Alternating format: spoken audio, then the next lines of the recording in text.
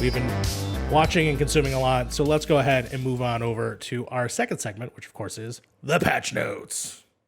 Yeah, we're gonna get through this pretty quick. Yeah, let's go patch notes this week. Send it off the front. So I'm just gonna jump right in there. Our first piece of news this week comes from IGN's Jared Moore. U.S. politicians call on developers to reduce predatory game design. So, guys, earlier this week, politicians in the U.S. wrote a letter to a dozen game companies calling on companies to better protect young people from predatory business practices. The letters call to companies such as Walt Disney and Epic to adhere to the UK's age-appropriate design code, which starts on September 2nd. I have a quote here from one of the U.S. senators. Loot boxes go one step further, encouraging purchases before a child even knows what the bundle contains, akin to gambling. On top of that, they also talk about how social interactions can cause peer pressure into buying microtransactions. And then, of course, the U.S. doesn't have any kind of law protecting children like the U.K. is doing here. They do have a law, the COPPA law, or Children's Online Privacy Protection Rule, basically prohibiting sites or corporations from retaining data on children 13 or under. Yep. So, guys, how do we... I don't think we had this conversation yet about microtransactions. This is why I wanted to talk about it this week. I know some of us do play games like Fortnite. I know some of us are very hard no on microtransactions, but and then some of us are actually getting into games like Avengers, which are very heavy on microtransactions. So what do we think about microtransactions in general? Do we think like they actually add anything to gaming? Do we hate them? What are our thoughts on that? And then what are our thoughts on the senators sending out these letters to companies to adhere to the new UK law? It's funny that they say that loot boxes are akin to gambling because they're literally just gambling. Like, I agree. there's no distinction there. It's literally just gambling. I think that it's definitely a problem, and people can feel pressured or feel compelled to purchase them. I've never really gotten into microtransactions. I don't care if they're there. I care if it feels like you need to buy them to play a game. Yeah. Sure. It's like if it feels like it's like a pay to win kind of deal with the microtransactions, I don't vibe with that. In general, I mean, when it's targeted towards adults, whatever, people have, logical thinking skills, but in kids games or games where the audience is primarily children, that's when it gets sketchy. And so it's important to have legislation that protects people who can't make rational decisions yet because their brains aren't fully formed. I'm trying to think of and generally like which major games are still rocking loot boxes specifically, and the only one that I could think of on the top of my head is Overwatch.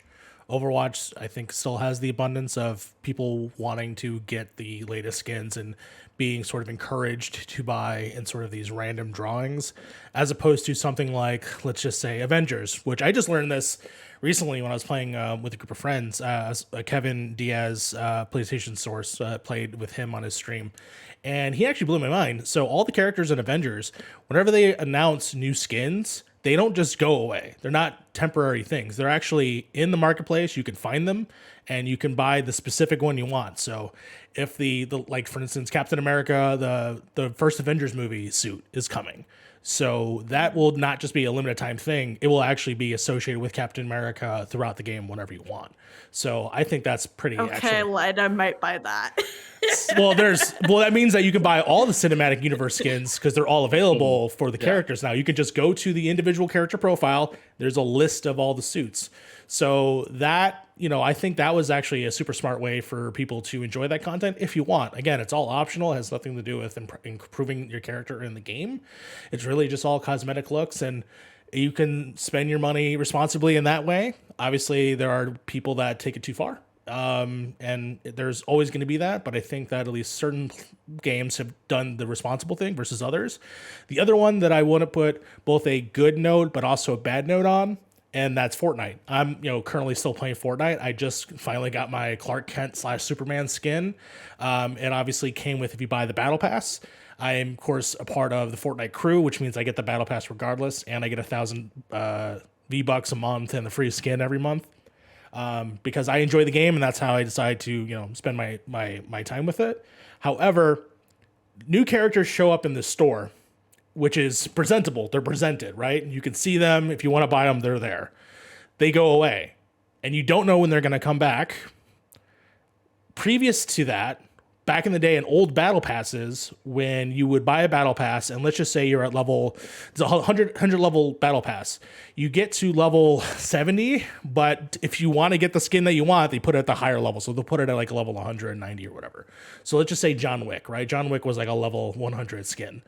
Well, I didn't finish the battle pass that season, so therefore I am out of luck when it comes to getting John Wick, even though I paid for the battle pass at that point. So those skins are locked in. Like people that did the Marvel season, they can't get Wolverine because it was a special thing you can get at the time. You can't get the Deadpool skin because it was tied to that battle pass. Now, unless of course they rectify this in the future, which I think Halo is actually going to bring on that change when it comes to buying battle passes, where no matter what, you could still unlock things in the old battle passes if you purchase them. So I think that's going to be the way to do it. That's where I'm caveating them. It's like, to me, it's like it forcing people the incentive to buy them and then try to grind to like get it. And the only way to grind to get levels in the original Fortnite was to buy battle pass stars to like level yourself up. So they definitely de-incentivize that this time around with this season, but still, I think that is a problem, and I really want that to be somewhat rectified. Like I said, I really praise Avengers for certain things. I think the marketplace is the smartest thing that I've seen. But that's my general thoughts on all of this. Like, I can understand why certain games, like, for example, Fortnite, they make their money off of freaking, like, specifically game, like, loot passes and the limited skins. Do I think they're definitely trouble, especially for kids? Absolutely. I think it's been, like a literal thing that we've seen, like, at least once a month for the past decade, if not more, where you see, like, on the news, oh, this kid used $1,000 worth of their parents' credit card because they were buying stuff for Fortnite, or they were doing things for League of Legends, or they were buying, because League still exists. Mhm. League still has those fucking skins that people still buy on a regular basis. And so Roblox is another one too. Roblox is a huge one. I know, for at least for myself, for like a long time, up until a certain point, and I'm not going to talk about this on specifically stream, but there was a game, like a mobile game that I used to play, and I would like buy like loot boxes and stuff for it specifically, and like things to like get bonuses. I don't support them anymore, so I've stopped completely. But I'm an adult. I can do that because I'm an adult. I literally use my own freaking money. I use my credit card and then cry at the end of the month when I look at it. But it's one of those things where like I can do that because I'm an adult. And if they want to do things like loot boxes, like kids, unless they're like, I don't know, it's a very weird situation because it is like gambling, or things like Genshin Online is a massive one for like loot boxes and like, oh, I have to get the specific like 5-star character and stuff like that. And so a lot of the free games, I understand they do that to make money, but it is also the double-edged sword of literally allowing kids to gamble. And also, I think sorry, go ahead. Oh no, yeah, I was just gonna say that like, and it's the same thing for like, if it like Fortnite and other games that you can get or that are free to play. At the same time, it's not okay for these kids to be spending a ton of money on it. I don't know. I think one of the things games can do to make it to still preserve that is if there's a way to like earn in-game currency through playing the game, where you can earn that currency and then spend it on things, or use real money to acquire that in-game currency. Having that option is a really easy way to make it a little more friendly towards younger folks It's- who don't have access to a card. I So they still feel like they're participating Yeah. in that ecosystem. see. I think the main problem with this whole loot box dilemma, with especially children, is not the fact that they're getting loot boxes themselves. I think it mainly comes from the peer pressure of other people that they're playing with that causes these kids to spend so much money on these games. Like, you have an exclusive skin in Fortnite. You're telling me you don't have the Superman skin? You're a fucking scrub, kid. That Like, you don't have, you're still rocking the rookie skin? How dare you? You know what I mean? It's shit like that and then kids will obviously go, well, I don't want to be a fucking scrub. I want to be cool. I'll ask mom for $20 so I could buy this skin. It's that constant peer pressure, and it's making skins and stuff exclusive only to a certain time period is another shady business practice in that same regard. Yeah. Whereas, like, guys, you guys don't have the Superman skin right now. It's only for a week. What are you gonna do afterward? You're not gonna get the skin, like $20. You can that's two, the kid living in Beverly Hills, that's chump change. That's what he gets every day, you know what I mean? But it's shit like that drives up like people's credit cards and stuff like that. And I know even as a kid, I was super peer pressured into a bunch of shit. I used to buy RuneScape Premium. I didn't use half the shit RuneScape Premium even did, but my friends had it, and so I had to have it. And then stuff like Counter-Strike, where, like, if you remember, like, their private servers and stuff like that, again, kids are very easily manipulated. You know how many kid admins that were paying $7 a month to be an admin in a server just so they can kick and ban people? Like, it's crazy what kids will do to be accepted into these communities, especially in a community like in video games right now, where as soon as you hear a fucking squeaker kid, you kick them out. Mhm. So every kid wants to be fucking cool right now. So they'll do anything they can to buy these skins, and that's what kind of sucks about online gaming right now for anybody in general, because it's become more expensive. When we were growing up, it was you bought a game, and the only thing you really ever had to worry about is a map pack here and there. That was really kind of about it. You didn't have the map pack. Of course, you were getting peer pressured into buying that map pack because you couldn't play. I'm happy you brought that up, because that was a similar thing in me, like where I had the Halo map pack, right? It was a physical thing in the store that you could buy, and going to school and like, oh, you don't have the maps? Well, then you can't play with us, like it's shit like that. So Yeah, and those map packs were like $20, $30 depending on the game. Given those are map packs, those are like expansions to a game, so I can kind of understand map packs. That's not my problem here. My problem is stuff that should already be in the game that you're leaving out so then you can sell it as piecemeal to customers later on.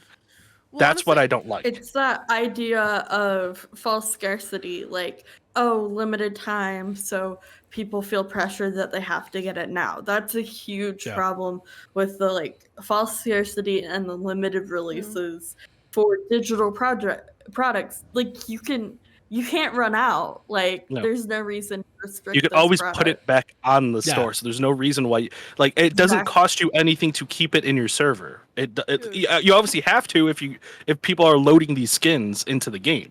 There's somewhere in that server that knows this skin exists, so there's no reason why somebody can't buy it. Like the fake exclusivity thing is annoying, but then you got I don't know. It's just loot boxes in general, I don't think are very good for games. I feel like it's good for developers. It's always been good for the developer side, where they're making money. You know what I mean? They make money off the game, and then they make money off the microtransactions. I don't think in a game that costs $60 to $70 nowadays has any right to have a microtransaction policy, or any kind of policy where you have exclusive stuff that can only be bought and only be gained if you buy something, especially when you're paying for a game that's almost $100 nowadays. Free to play, you can, as long as it's not pay to win, I'm okay with it. If you're doing that in your free to play model, there can be some caveats, but I don't like the exclusivity thing that some companies do, where it's like you can only get this skin right now for $10 at an exclusive time. You can't earn it in game. You can't do that. Most of the games I play, you can technically earn those skins no matter what you do, just by playing the game, which I like. if you can at least earn those skins by not paying any cent, if you have to put a little bit more time and effort into the game, that's fine. That's how companies will have you engage with those games a little bit harder. But if your idea of bringing people in is a $10 battle pass that I can only get those skins through those $10 battle passes, and then having exclusive skins that you can only get at a certain time with money, that's where I have a big problem, because that is very predatory. Maybe not to you and me because we're adults who spend our money how we see fit, but to a kid who's getting harassed online or told like, hey, hey, you're a scrub because you don't have X or Y. Everybody wants to be the cool kid, so of course they're going to pay for it. But that's what companies want. They want you to have that feeling. You know what I mean? And that's the intent that I get from these companies when they do something like that, is that they want these kids to become more of like the whale audience, which is what these companies are making these skins for, the whale audience. People are going to come in and spend their money over and over and over. Yeah. And we can go on with this conversation in terms of talking about time savers and stuff that you can buy also in game, like Ubisoft games have those, and all or that time is, or skips and stuff like that for yeah. levels and stuff. Yeah, it's shitty practices. Yeah. But I hope we get something along the lines here in the US for that. I know the US has been talking a lot about it. I guarantee you it's not because senators are sad that kids are being are losing money, or they don't give. I don't think senators even give a shit about the kids. Specifically, one of the things here that was listed was one of the senators said something about kids racking up parents' credit cards, which is why I think the only reason why they even think about this is because they are starting to see their bills and they're like, what is this fucking Fortnite shit? Why is it costing me $40 a month? No, I just want to say I agree with Sly. I think that they should implement something like more time based than actual, like, there could be the option for like buying things. Like you can buy the loot boxes if you really wanted to, but having the option to like be able to earn it through like playing the game and like going through specific levels or doing whatever. There's a multitude of different games that use this like specific system where it's either you spend a lot of time in the game or you just pay to win, which is literally the entire purpose. So having that option to like get in-game currency to be able to get the same things, it might just take you longer, and that means that you're still having people playing your freaking game for longer periods of time, which means that you can add more ads if you really wanted to, because some people just get those free ads and stuff like that. Like there's so many different things that they can do. But yes, I imagine it is a bunch of politicians that are seeing like tens of thousands of dollars worth of Fortnite shit on their credit cards, and they're now tired of it. Also, it's another way for them to regulate video games. Of course. Yeah, anything which they would love to do. Yeah, anything to get the government involved. I will say my least favorite thing that people have ever done for skins is sell cell phones, where you had to pay $1,000 to get a Fortnite skin. Fuck that. Fuck that. We have that skin. We do have that skin because we had access to cell phones at the time. Yeah, we could just go up to the cell phones and just log into them. But anyway, on that note, let's move on to our next article here. Our next article comes from GameSpot's Matt Elfring. Yeah. Disney Plus. Friend of the show, I want to say. He's a friend of mine. Friend of the show. Yeah. Okay. Disney Plus hits 116 million subscribers. So, guys, our glorious rulers over at Disney have hit 116 million subscribers on their Disney Plus platform. I know some of us here are going through the whole Marvel saga through the platform. Are we excited to see what the platform has become? I didn't mean to be called out like this.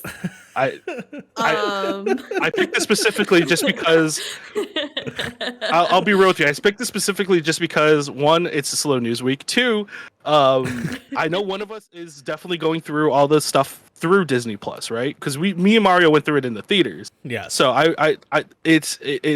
you're going through it all on Disney Plus, and then I know me and Mario also remember how many times Disney has tried this type of platform. I think this is, if I remember correctly, this is their fourth attempt at their own kind of closed platform that you had to pay for every month. Mario might remember this a little bit better because there was one on Hulu. I could be missing one. Oh yeah, well, yeah, I guess so, right? There was a lot of stuff of Disney stuff on Hulu, which they own. And then well, they own now. Yeah, they own now. there's definitely been attempts, but this is the first time it's like, hey, it's everything It's Disney, boomed. Marvel. It's like the Marvel's become its own conglomerate thing. Same thing as Pixar now, and of course, even National Geographic. And Canada apparently gets Star, which I'm very jealous of because it's all Yes, we do. it's all of the Fox network movies and TV shows. So I'm so jealous. I would love to watch Die Hard on Disney Plus. Good Christmas movie. Yeah, great Christmas movie. Yeah, I see it literally right here on my screen. I'm so jealous. Jealous. Yeah. Yeah, I think this platform has definitely benefited by all of the recent mouse acquisitions with having all the Star Wars, all the Marvel, all of the the Disney Channel original movie stuff. Yes. Because before, I Yes. remember about 2 years ago.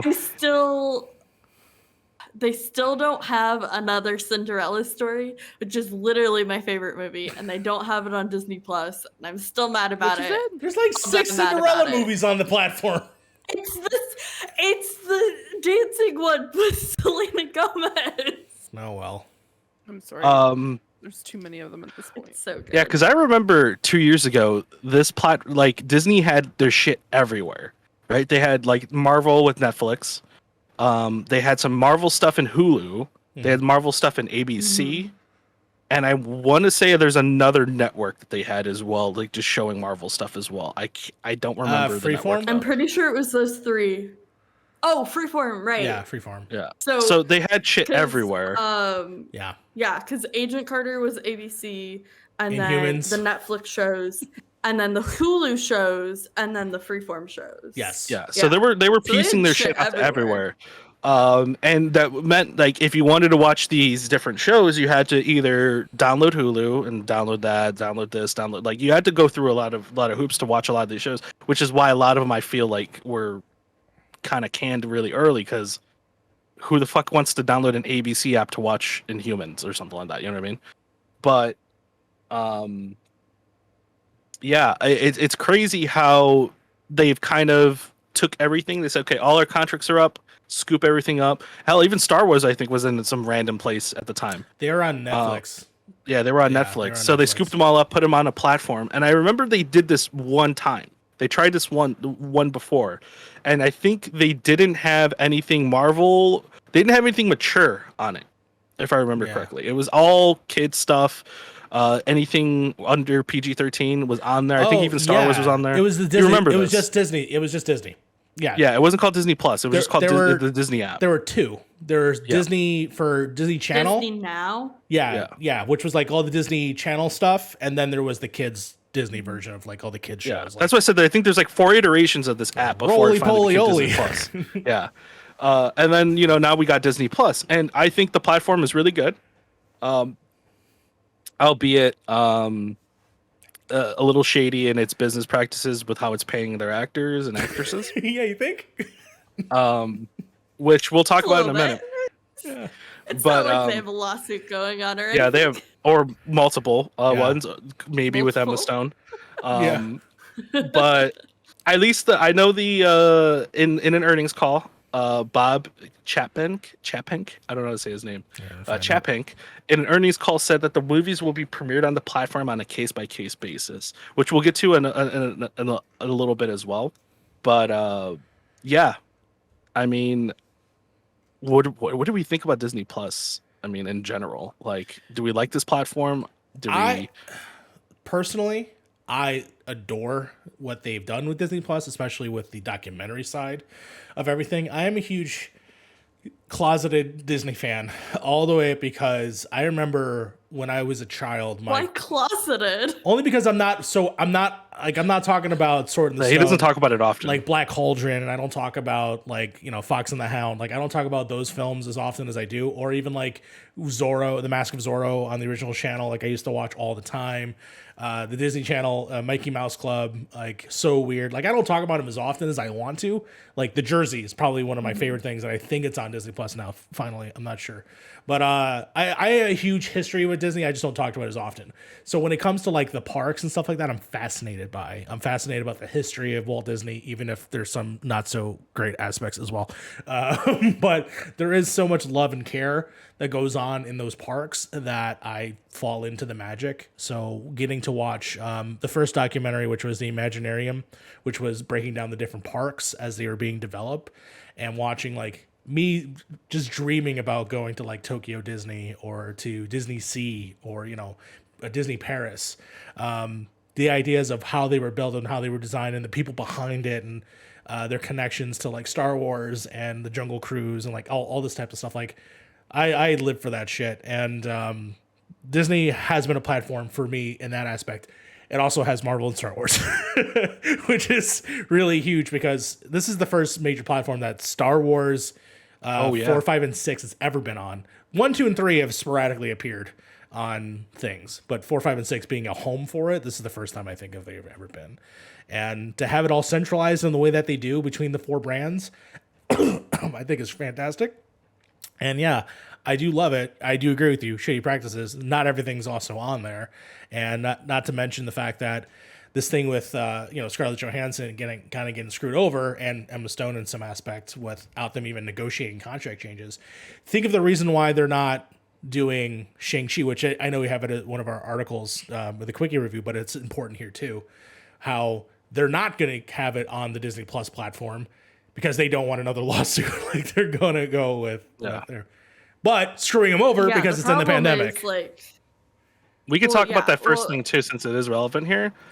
That Shang-Chi will only debut in theaters despite COVID surges. This comes from IGN's Rebecca Valentine. Yeah. But go ahead, continue. I think it's important to note that the problem with these contracts is that the actor contracts are only through Marvel. Like they're only in negotiations with Marvel, and Disney's not a part of that conversation. Mm-hmm. So when Disney got involved with that and violated the contract, it got complicated because the contract was negotiated with Marvel, and then Disney's organizing distribution, but violating the already agreed terms with Marvel. So it's way too much legal mumbo jumbo. It goes over my head, but like definitely that's very interesting to see how that's gonna play out. Yeah. But good for Disney. They were at 57 million at the end of 2020. They're up a shitload, and that could probably be attributed to them rolling the platform out to Asian countries. There's a lot of people there, a lot of subscribers. But on that note, I'm glad for you, Disney. Good for you. Pay your fucking actors, you idiots. On our next topic here, I'm actually going to hand it over to Fee, because Fee remembered this. I saw this a few days ago, but I completely forgot about it. And for some reason, nobody else is talking about it. But go ahead, Fee, because this is actually pretty big. This is not just big. This is actually a massive move. This week... It's a big D move. It's a fucking... It's absolutely obscene. Funimation of Big Titan, Attack on Titan. God. No, not. Do they have not penises? That kind of... Okay, continue. No, they don't. No, but continue. Funimation officially acquires anime streaming service Crunchyroll for $1.175 billion. I thought it was one bit. I thought it was 1.177 Bitcoin. So this is absolutely insane. This article comes from, oh my god. I was like, damn, bro. Business deals were big done in Bitcoin now. The fucking Sony exec just pulls up with one Bitcoin, just puts that shit on the table, just like, give me that Crunchyroll, bitch. All right. That's how business is done. Oh, Jesus Christ. Anyway, if you continue. No shows at the docks. You know, you get your cut, I get my cut. You get 40, I get 60. Okay, Leo?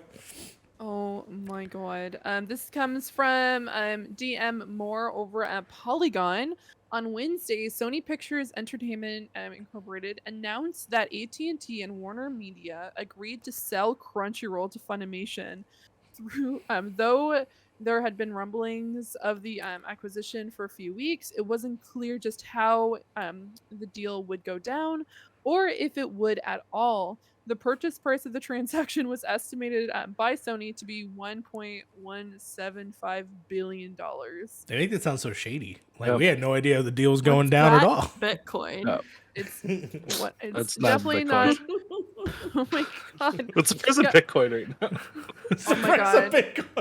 $1.75 billion. No, but the reason I say this is a very big dick move is because Sony could do so much with this acquisition. Yeah. I'm sure Fee has tons of ideas how this could go down. This is absolutely like PlayStation honestly like when it comes to anime, this is like the biggest this is the Biggest dick dickest. move. This is The the biggest- big dick energy anime move that they could specifically do in this. Like honestly, like you're taking two of the massive and I'm not trying to do any like wordplay, but these are like two massive titans when it comes to bringing anime to the West. And you're combining the two together and having this, and this is actually, I wish I remember the person who mentioned this on TikTok, was the fact that like them coming together isn't just about like bringing anime over, which is great. It's also to combat things like pirating and stuff like that. So everyone has like one specific place to go to. There has been like a number of people in the past where what would happen is they would either have fun as Frank has witnessed me when we've watched anime as we go between Crunchyroll and Funimation, depending on what the show is, depending on which one had the licensing, which one had the agreements and stuff like that. And so bringing them all together is actually really great. And this also allows things like extra dubs, more stream casting and stuff like that, which allows a lot more people to be able to access anime, depending. But when it comes to more information from the CRO of Warner Media, Tony Goncalves, I apologize, sir. The Crunchyroll team has done an extraordinary job of not only growing Crunchyroll brand, but also building a passionate community of anime fans. Crunchyroll's success is a direct result of the company's culture and commitment to their fans. Crunchyroll started as a bunch of people who were just fans of anime and then just bringing it up and creating this massive streaming service. And so having this ability to combine the two is actually really exciting, and I'm very excited to see what they do moving forward. Because having a one-stop shop, yes, there's things like Netflix that currently has Beastars. Yeah, enjoy that one.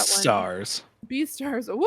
Ooh, Beastars! Beastars! Are we talking about Sexy Beast, that dating show of people dressed up like animals? No, we are talking about essentially a adult version of Zootopia. Oh boy. Oh no. Most anime Zootopia. Rule It 34. Fucking Zootopia. I mean, it's about a wolf man and a bunny girl. So fair enough. There you go.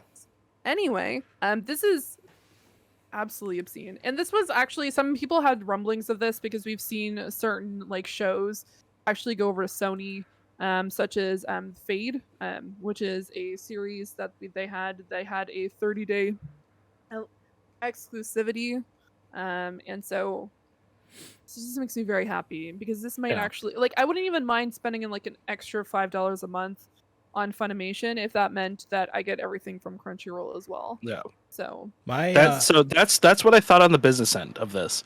Whereas I think this could be added to PlayStation Plus. It could be maybe even like a little like $5 extra. You get Crunchyroll added to your PlayStation Plus subscription.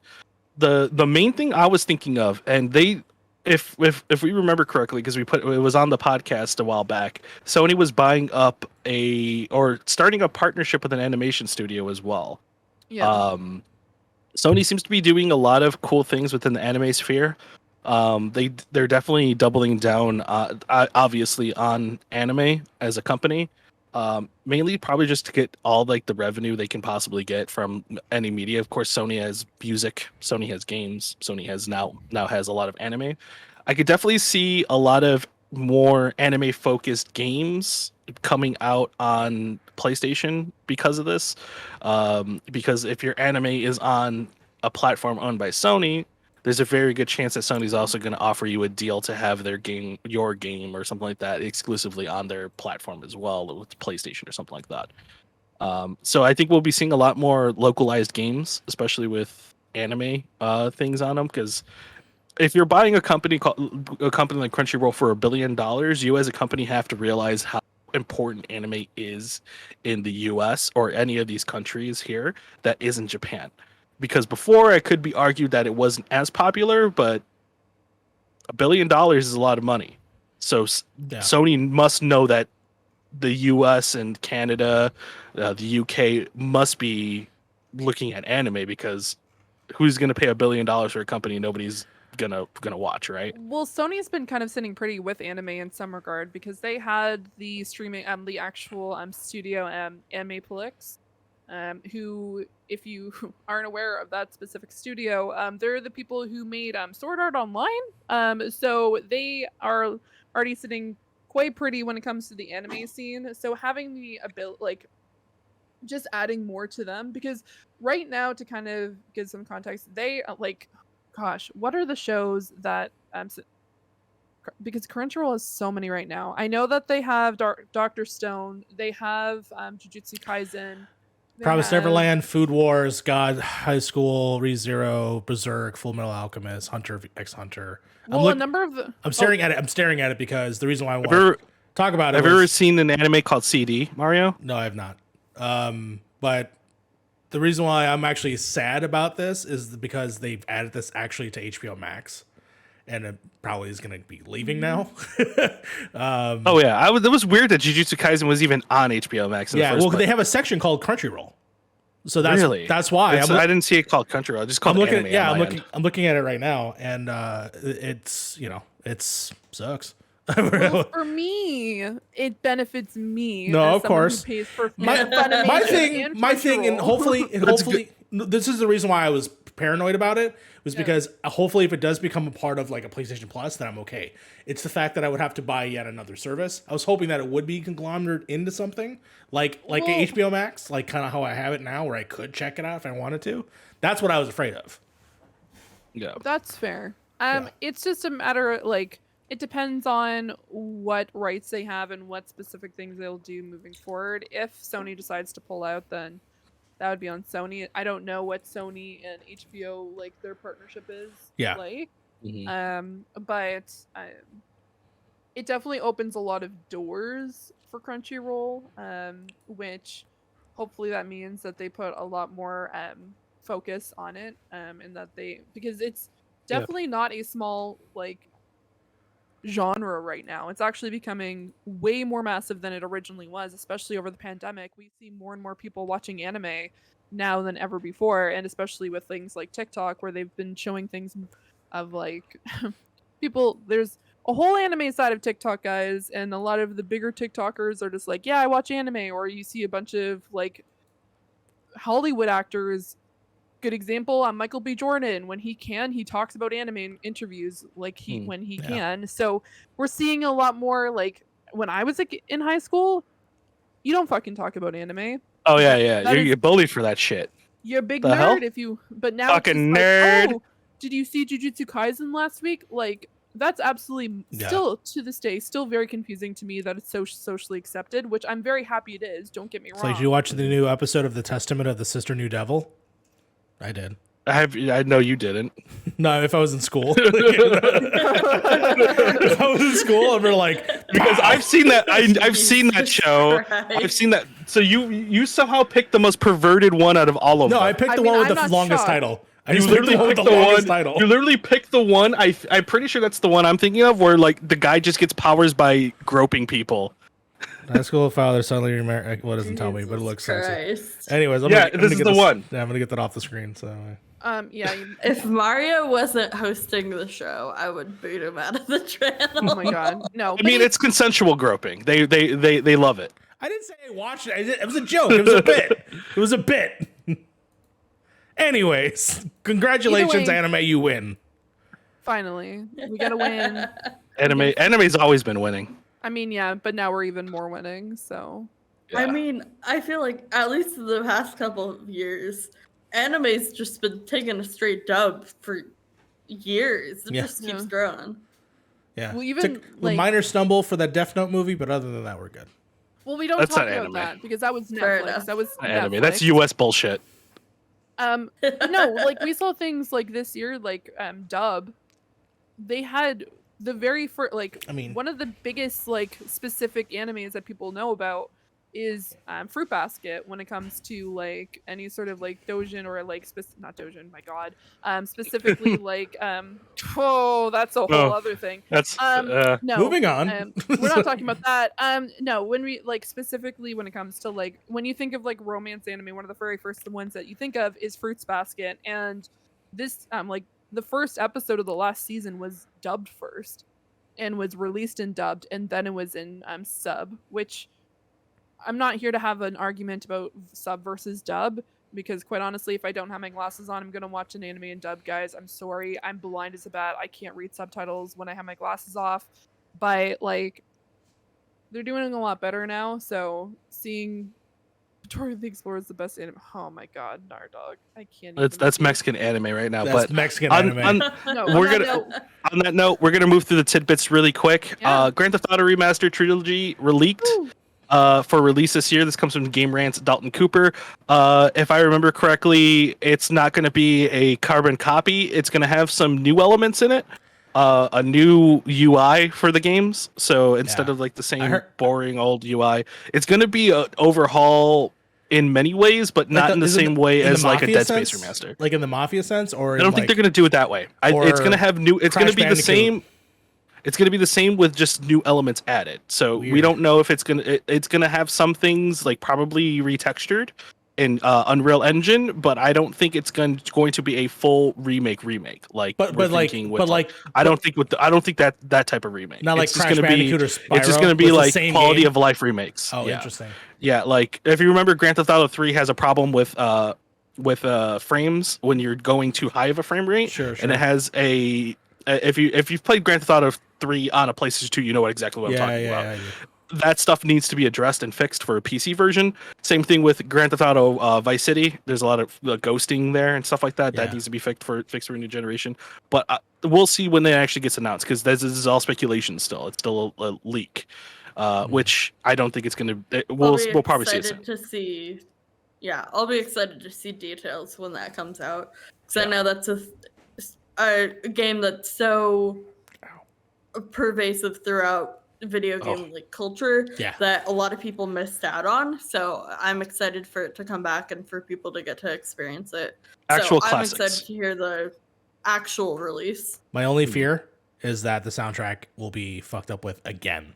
Yes, it will always be fucked up because Yeah. of shady ass fucking Licenses corporations. and stuff But like anyway, No, licensing really is what it is. yeah.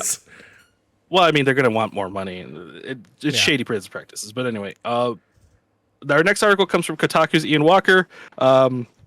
Idris Elba teases Knuckles' role in Sonic the Movie sequel. I don't give a shit. I'm so fucking sick of seeing the same 5 people. I can give a shit if Idris Elba's in it.